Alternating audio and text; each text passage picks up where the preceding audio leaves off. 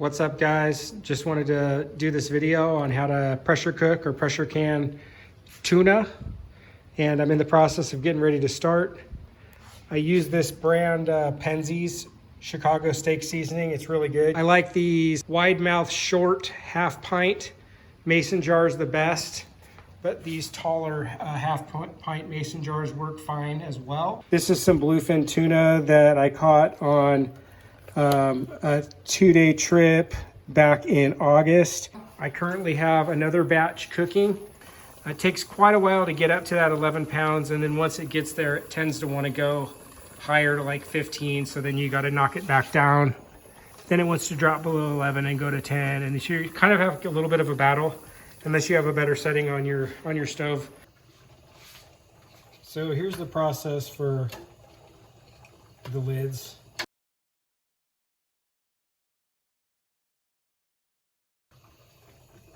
Kind of give them a little bit of a stir. So I just have these lids just kind of single layer with the inside down so they can just kind of dry up a little bit. Just gonna set them kind of like on their side like this. And you can actually, you gotta be careful because you're dealing with some pretty hot water here, but you can even just kind of go like that. I don't necessarily recommend that without gloves, but I'm a child of the 70s and 80s, so that's how we roll. We don't need no gloves. And then once I remove them, I just grab them like this, 2 at a time, like that, and then let the water run out. And then I just lay them over here on the whatever surface you have.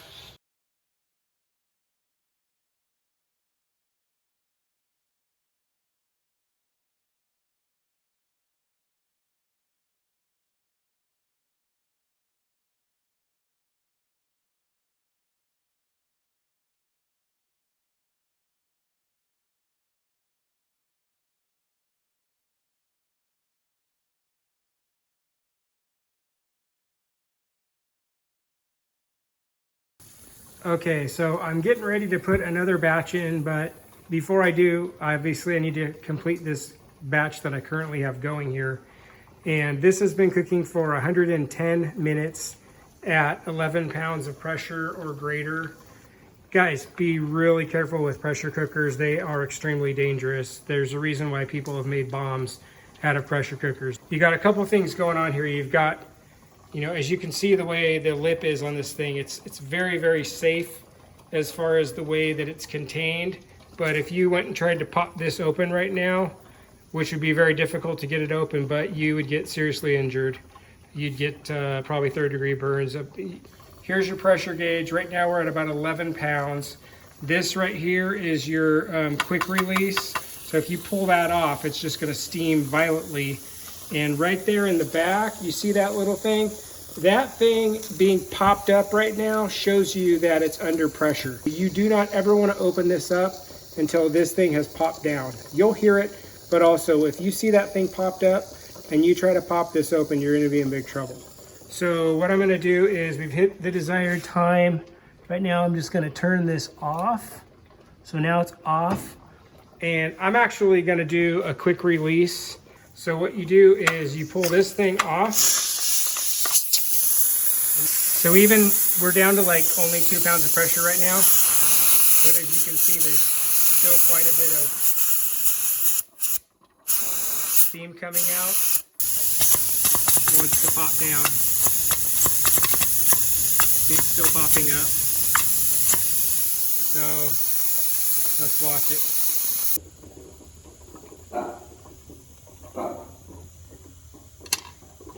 There it went. So now the pressure is released sufficiently that we can open this thing up. And I'll go ahead and do that slowly. Once it's done like that, we shouldn't have an issue, but you never know. And if you look, you can see the water that came out of the fish in there bubbling. So I actually have 34 cans in here. Once they start hitting the cool air, you'll start to hear them pop. And that's where the lids are seating. So you use these things to lift them out. You look at that.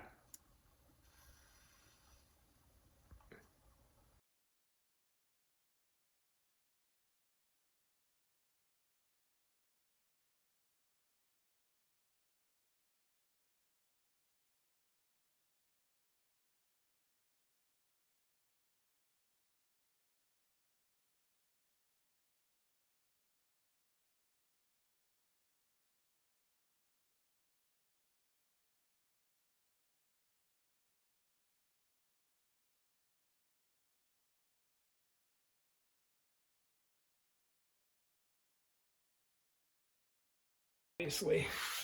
All right, so here's what we have. That's 34 cans for the first batch.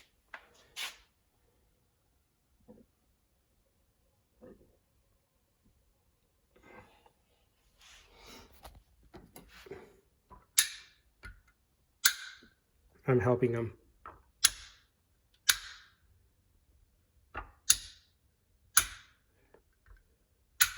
They're basically sealed, and then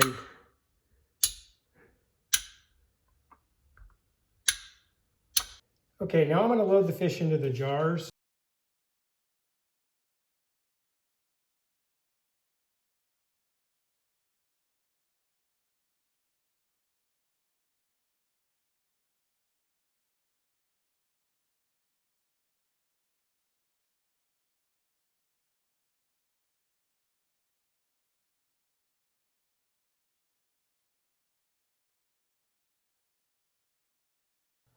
I think that's good. Some are fuller than others. That's just part of it. And, you know, this is not a commercial process. So this is a half of a teaspoon. I usually kind of eyeball it.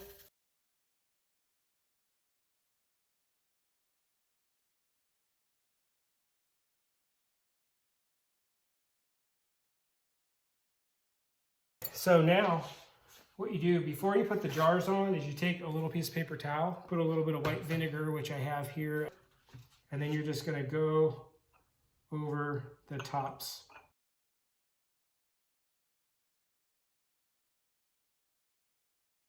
Okay, that was easy. Then I have this little thing that comes in the canning set. It's a little magnetic top thing. So you can take your cans, your lids, and quickly apply them.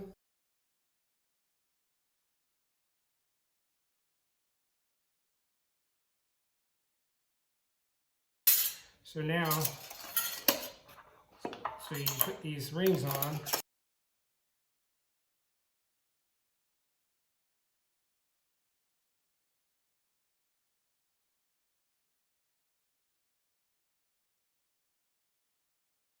So that's 24 jars. All right, so now I'm gonna load these cans in here again. And not that it's rocket science or anything, but I'll just show you how I go about doing that.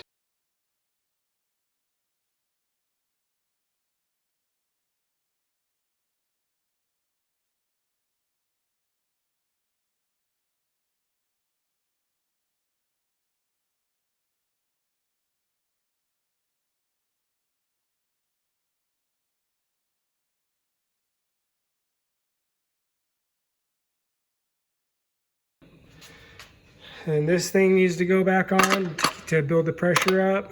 And then as you can see, that thing's down because it hasn't built any pressure yet. So once the pressure is starting to build, this thing will pop up. So for now, we're just going. So I started at 211. I'm doing 110 minutes at 11 pounds. Keep track of once your pressure time starts building up so you can cook for 110 minutes past that time.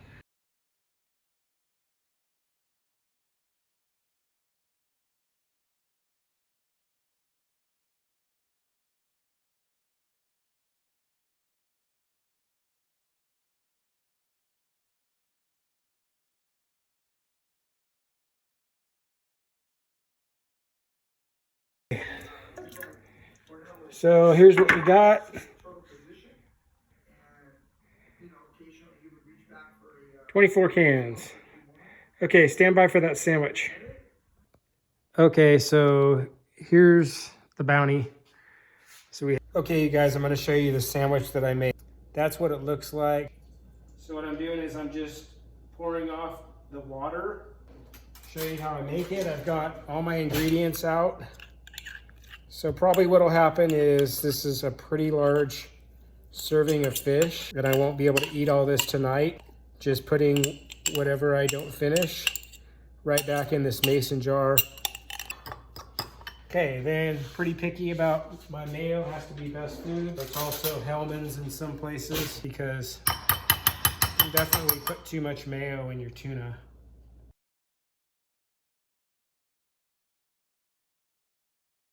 I'm gonna use some Vlasic sweet relish. I've got a second one here. If I run out, I'm probably gonna use all that. Actually, I am. And then that should be enough of the relish. The relish really makes it a lot better, in my opinion. I always use relish. I'm gonna add a little bit more.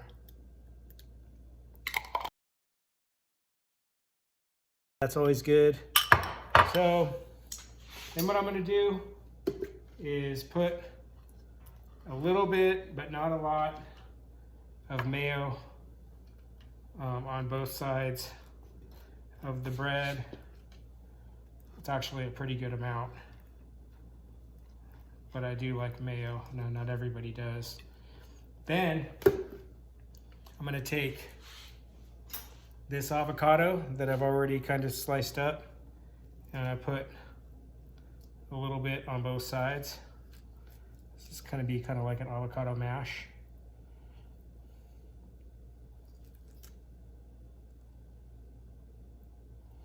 You know, sometimes I'll just, most of the time whenever I make this, it'll just be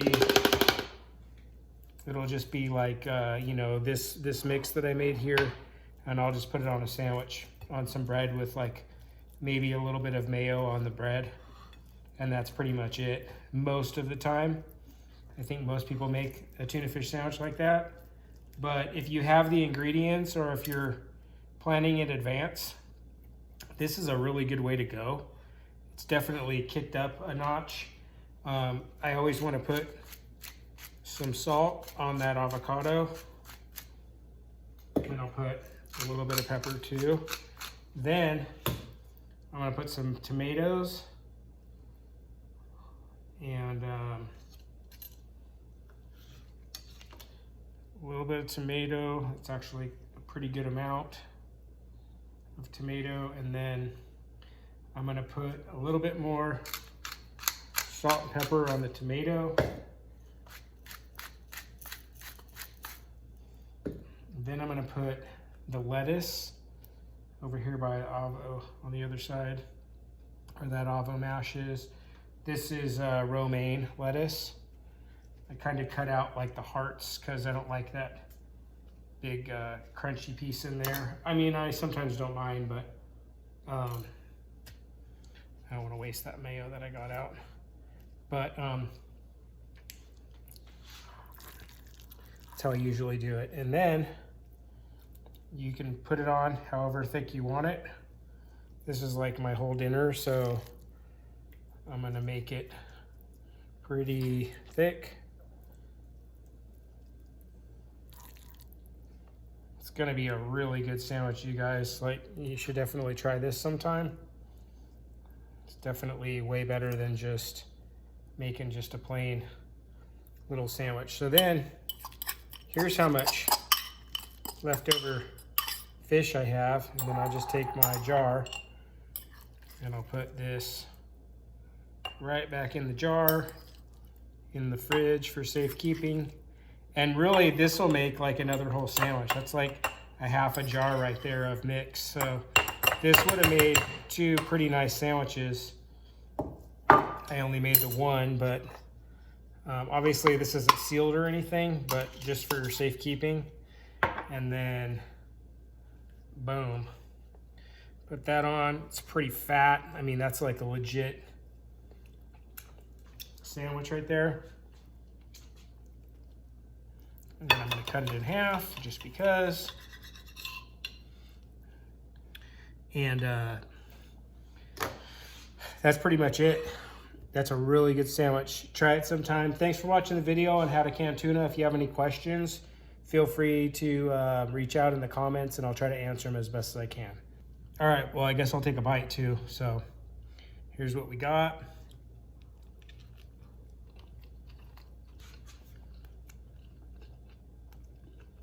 It's really good.